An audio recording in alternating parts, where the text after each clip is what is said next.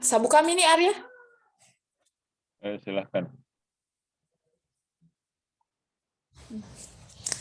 Baik, Assalamualaikum warahmatullahi wabarakatuh. Waalaikumsalam warahmatullahi wabarakatuh. Kami dari kelompok 9 akan membawakan presentasi kami yang berjudul Resiko Produksi atau Operasional. Perkenalkan, saya sendiri, Ninyoman Sernadi, teman saya Anggi Eka Saputri, Juliawati, dan Nur Hasanah.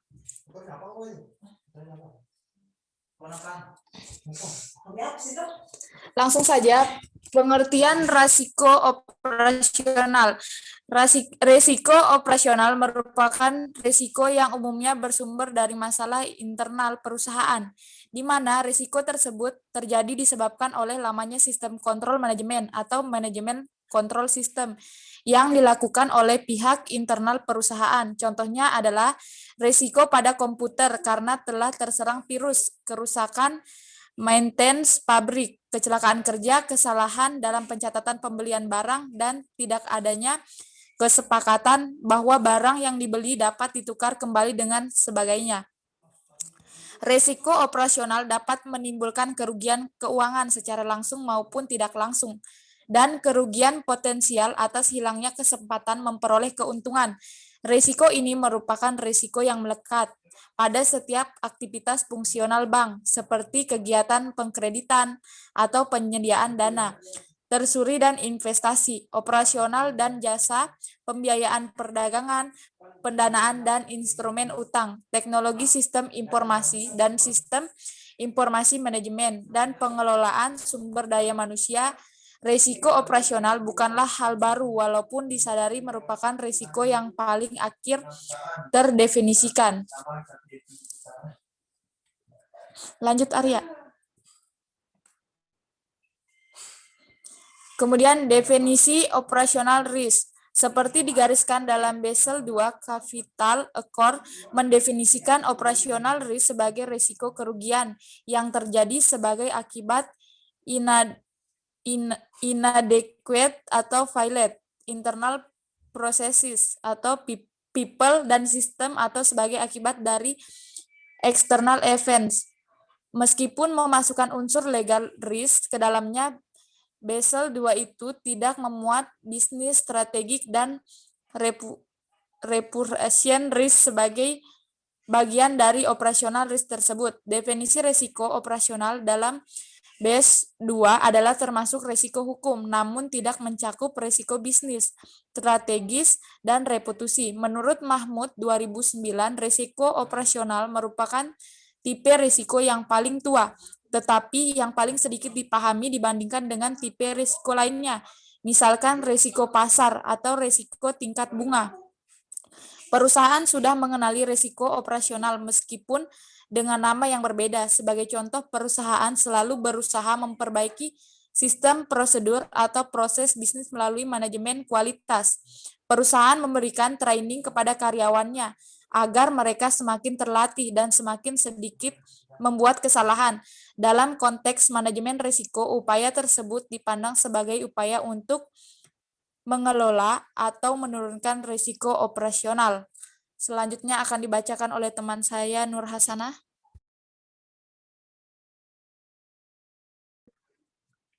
Oke, baik, saya akan melanjutkan materinya, yaitu bentuk-bentuk risiko operasional. Risiko operasional yang pertama adalah risiko pada komputer atau computer risk, yang dimana risiko pada bidang komputer ini biasa terjadi karena berbagai faktor seperti faktor masuknya virus disebabkan oleh proteksi software yang tidak memadai. Dalam suatu perusahaan, kebutuhan seorang IT atau informer teknologi yang memiliki kualitas dan kompetensi yang memadai, bahkan jika diperlakukan, memiliki reputasi yang sangat diperlukan. Pada era sekarang ini, setiap kemajuan teknologi perangkat lunak selalu diikuti dengan berbagai permasalahan yang timbul. Hacker adalah salah satu yang begitu tertarik untuk menggeluti bidang perangkat lunak serta mencoba menerobos setiap proteksi yang dibuat oleh suatu lembaga. Yang tidak terkecuali adalah lembaga perbankan seperti pada kasus pembobolan ATM dengan mempergunakan kartu ATM palsu, pembuatan website palsu suatu perbankan sehingga nasabah terkecoh dan banyak yang mentransfer uang ke website palsu tersebut. Next.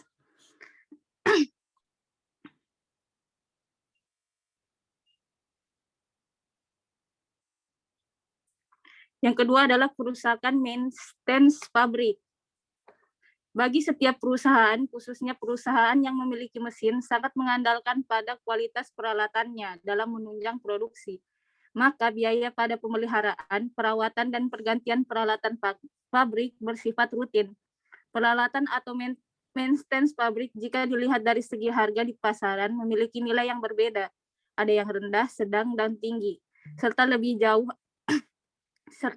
ada yang dapat diperoleh di dalam negeri dan ada yang harus diimpor. Jika harus diimpor, maka artinya perusahaan harus menyediakan mata uang asing untuk dapat memesan dan membeli peralatan tersebut. Begitu pula dengan teknisi yang diperlukan untuk mengoperasionalkan mesin pabrik yang juga harus terlebih dahulu dilatih, disekolahkan agar mengerti dengan benar setiap permasalahan yang timbul di kemudian hari. Oleh suatu industri pada saat timbulnya kerusakan maintenance pabrik adalah yang pertama adalah terhentinya aktivitas produksi selama beberapa saat. Diusahakan penghentian aktivitas produksi tidak memakan waktu yang lama, misalnya sampai berhari-hari sehingga lebih jauh bisa mengganggu setiap order yang harus diterima. Yang kedua adalah biaya servis atau service cost dengan mendatangkan tenaga ahli jika perusahaan tidak memilikinya. Yang ketiga adalah biaya pergantian dalam bentuk pembelian baru beberapa peralatan pabrik dan persoalan yang lebih jauh.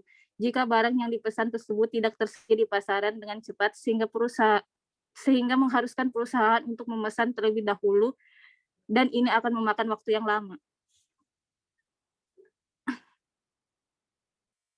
Mana tadi? Next. Yang ketiga adalah kecelakaan kerja. Kecelakaan kerja terjadi pada saat suatu perusahaan tidak menerapkan dan memberlakukan suatu konsep keselamatan dan jaminan bekerja sesuai barang dengan aturan dan ketentuan yang berlaku. Kadangkala beberapa perusahaan tidak mengindahkan serta menetapkan konsep keselamatan dan jaminan kerja sesuai dengan ketentuan, dengan tujuan menghindari pengeluaran biaya atau kos.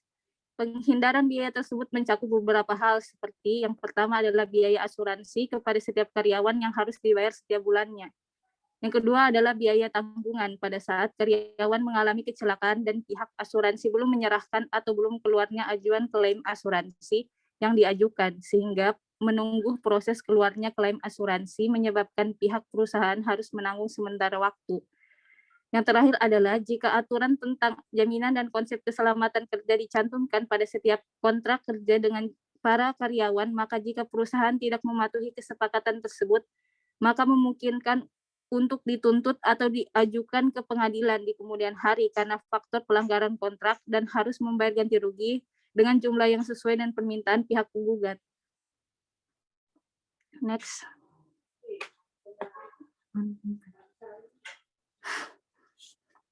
Yang keempat adalah kesalahan dalam pembukuan secara manual atau manual risk.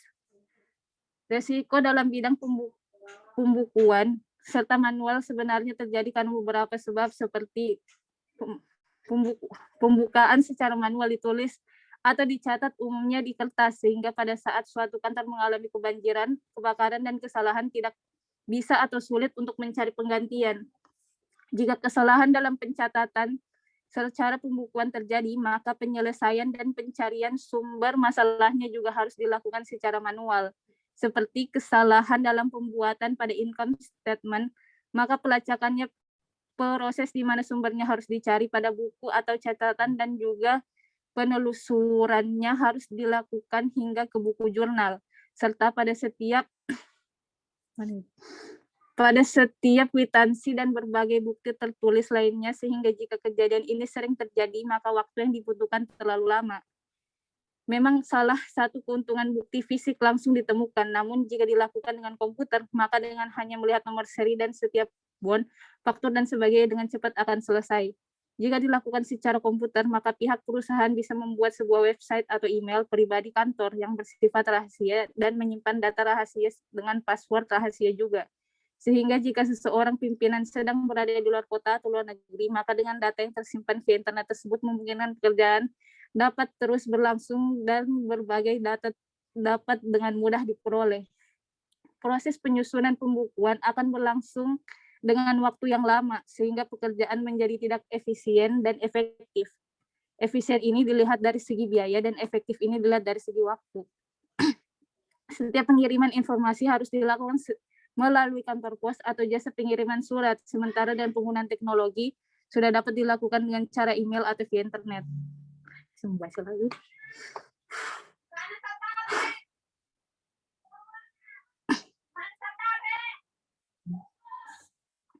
Yang kelima adalah kesalahan pembelian barang dan tidak adanya kesepakatan bahwa barang yang dibeli dapat ditukar kembali. Risiko seperti ini timbul pada saat kesepakatan dalam setiap pembelian barang tidak diikuti dengan perjanjian bahwa barang tersebut bisa ditukar kembali dan berbagai kesepakatan lainnya. Sehingga pada saat kesepakatan tersebut tidak dibuat, maka perusahaan harus mengalami atau menanggung beberapa risiko kerugian, yaitu sebagai berikut. Yang pertama, adanya barang yang sudah dibeli dengan harapan dapat terjual namun tidak laku, terjual dan tidak ada perjanjian barang tersebut bisa ditukar sehingga perusahaan mengalami kerugian. Pada saat barang sudah dijual namun ternyata ada sisa dan itu tidak bisa ditukar dengan yang baru, maka ini memaksakan perusahaan untuk menjualnya dengan harga yang murah dengan asumsi daripada barang tersebut tidak dijual di pasaran atau mengalami kadaluarsa. Yang terakhir adalah perusahaan tidak bisa melakukan penghematan biaya karena kontrak dagang dengan para mitra bisnis bersifat tunai dan tidak ada konsep servis purna jual. Saya kembalikan kepada moderator.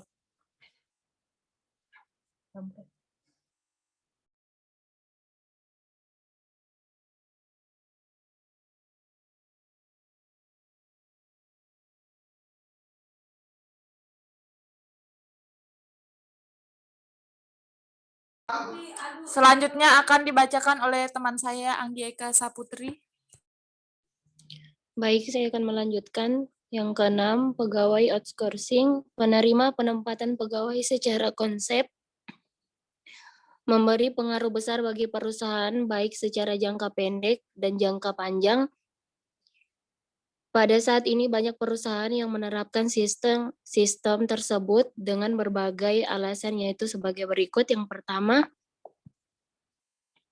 biaya yang dikeluarkan lebih murah karena perusahaan tinggal menghubungi lembaga penyalur kerja. Yang kedua, pegawai yang berasal dari outsourcing dianggap lebih memiliki kesiapan karena sudah dipersiapkan. Yang ketiga, perusahaan hanya memiliki dan tanggung jawab kepada lembaga penyalur tenaga kerja, dan itu dilakukan sesuai dengan kontrak kerja sama yang disepakati. Yang keempat, tidak ada biaya yang harus ditanggung dan dipersiapkan seperti pada saat pegawai tersebut akan pensiun, maka harus menyiapkan uang pesangon atau dana pensiun. Yang kelima, perusahaan bisa dengan mudah mengganti karyawan tersebut setelah habis masa kontrak karena perjanjian yang dilakukan sesuai dengan isi kontrak kerja. Selanjutnya,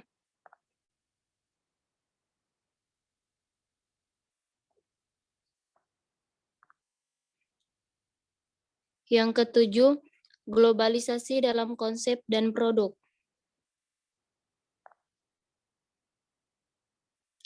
Era globalisasi telah memberi perubahan besar bagi konsep-konsep bisnis pada seluruh sektor bisnis, baik finansial dan non-finansial, sehingga penciptaan konsep produk dibuat untuk bisa menampung keinginan globalisasi. Jika tidak, maka artinya produk tersebut tidak akan laku di perusahaan secara baik. Karena faktor itu, perusahaan dituntut untuk menerapkan manajemen yang berbasis konsep global yang tidak secara langsung. Mekanisme operasional perusahaan juga tidak bersifat global. Untuk menerapkan konsep global tersebut, perusahaan harus dengan cepat melakukan adaptasi dalam menyesuaikan setiap perubahan sekarang dengan kondisi realita di perusahaan.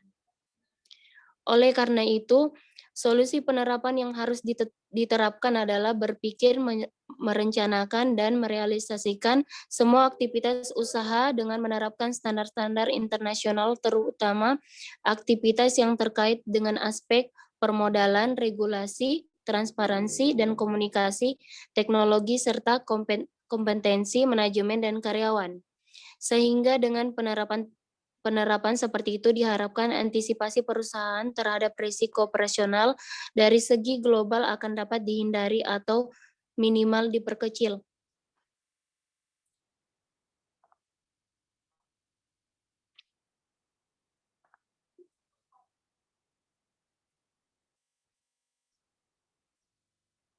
Selanjutnya, pengukuran risiko operasional.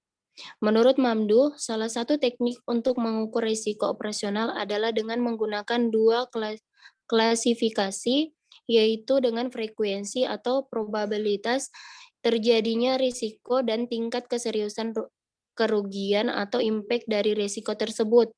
Pengukuran risiko operasional dapat kita lakukan dengan menempatkan tingkatan dari setiap bentuk risiko yang terjadi, yaitu semakin tinggi risiko maka semakin tinggi kemungkinan untuk memperoleh return yang diharapkan dengan asumsi risiko dan return atau pengembalian. Saya kembalikan kepada moderator.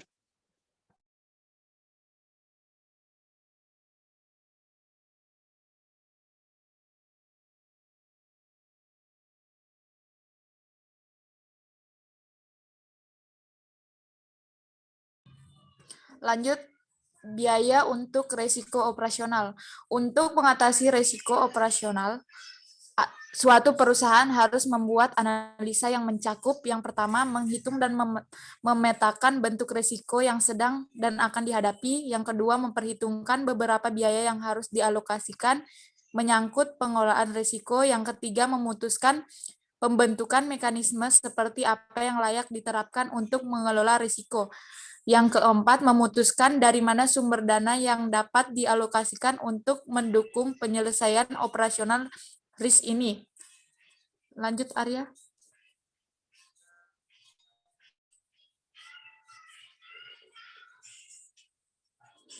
Kemudian risiko operasional atau operational risk dan modal kerja.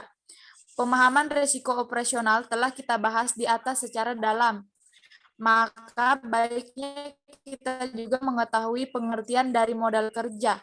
Modal kerja merupakan dana yang dikeluarkan oleh perusahaan untuk aktivitas operasional setiap harinya, seperti membeli bahan baku, membayar gaji pegawai, upah buruh, membayar listrik, membayar tagihan telepon, biaya kebersihan, dan berbagai pengeluaran lainnya, di mana setiap pengeluaran yang dilakukan tersebut dicatat dan dibukukan secara terperinci.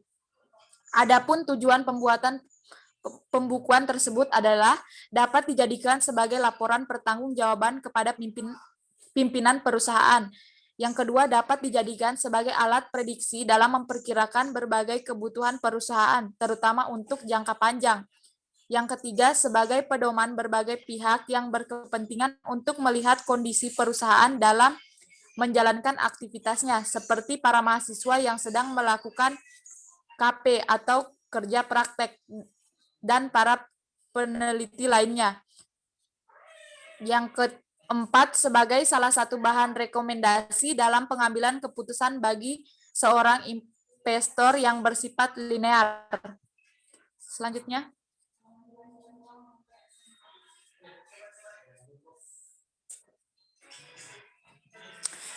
Baik, terima kasih. Itulah tadi presentasi kami. Saya membuka sesi pertanyaan kepada kelompok lain yang ingin bertanya. Kepada kelompok yang ingin bertanya, saya persilahkan. Saya dari kelompok 6. Atas nama? Atas nama Zulfa Putra. Jadi di sini saya tanyakan itu, jelaskan apakah resiko operasional bisa menimbulkan terjadinya financial distress. Berikan penjelasan serta contohnya. Terima kasih.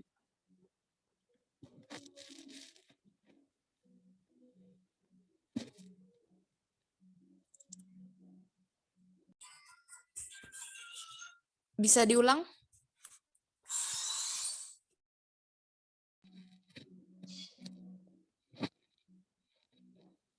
Jelaskan apakah risiko operasional bisa menimbulkan terjadinya financial distress. Berikan penjelasan serta contohnya. Terima kasih.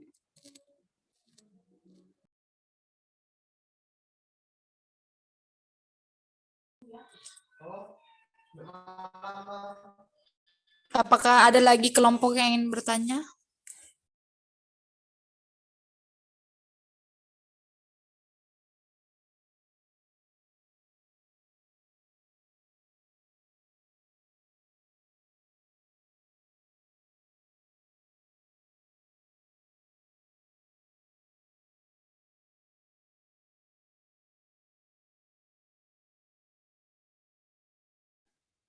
Saya dari kelompok 7.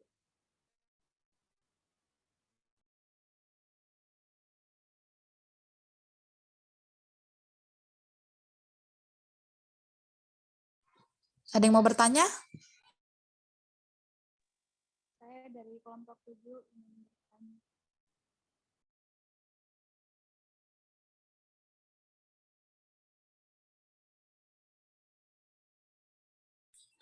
Ya, kepada kelompok 7 dipersilakan, tapi suaranya kecil sekali.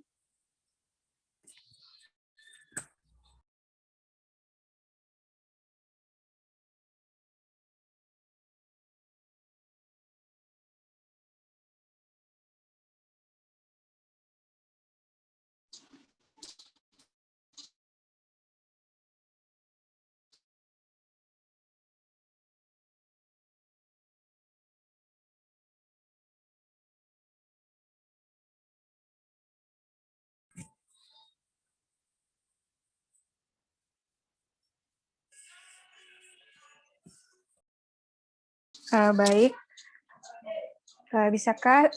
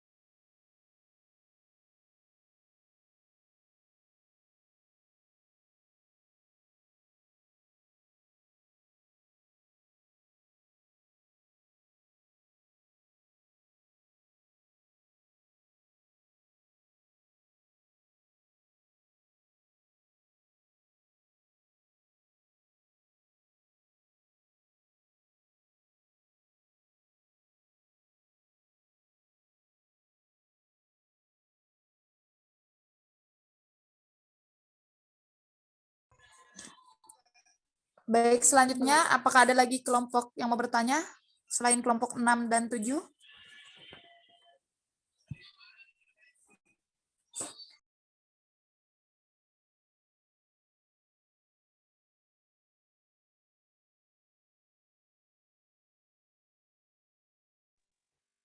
Saya perwakilan kelompok 5. Ya, dipersilakan. Jadi pertanyaan saya,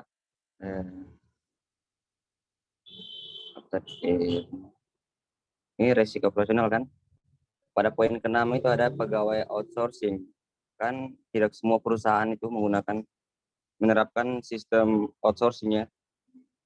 Bisa dijelaskan itu, kan tadi dijelaskan tentang alasan mengapa perusahaan menggunakan sistem outsourcing. Dan ini semua mungkin positifnya dari outsourcing. Apakah ada apa negatifnya bagi perusahaan yang menerapkan sistem outsourcing? Makasih.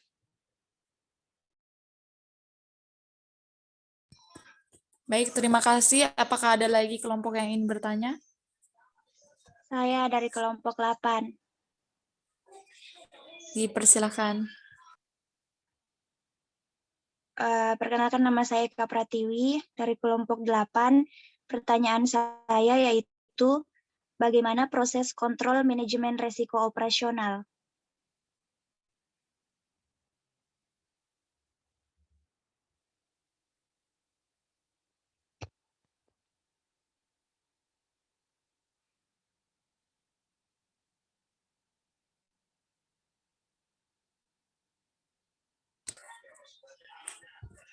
Apakah ada lagi kelompok yang ingin bertanya?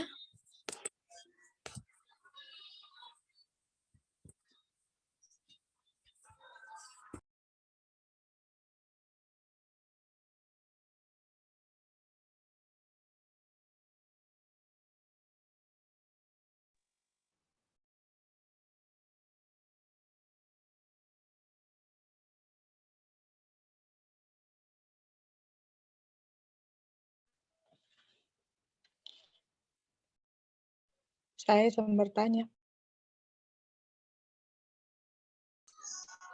Dipersilakan.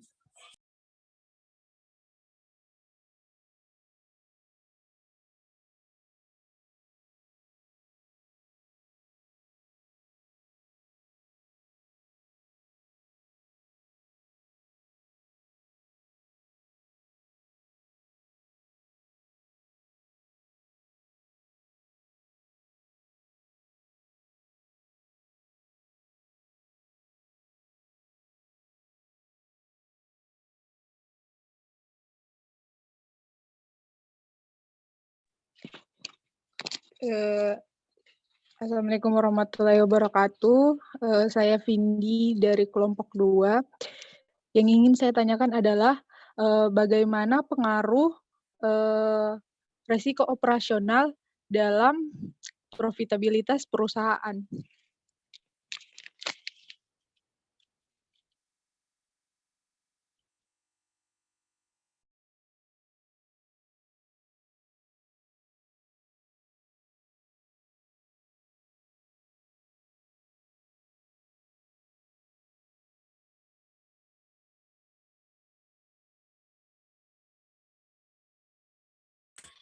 Terima kasih atas pertanyaannya. Apakah ada kelompok lain lagi yang ingin bertanya?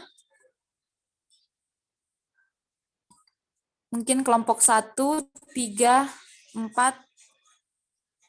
9, 10, 9 saya, 10, 11.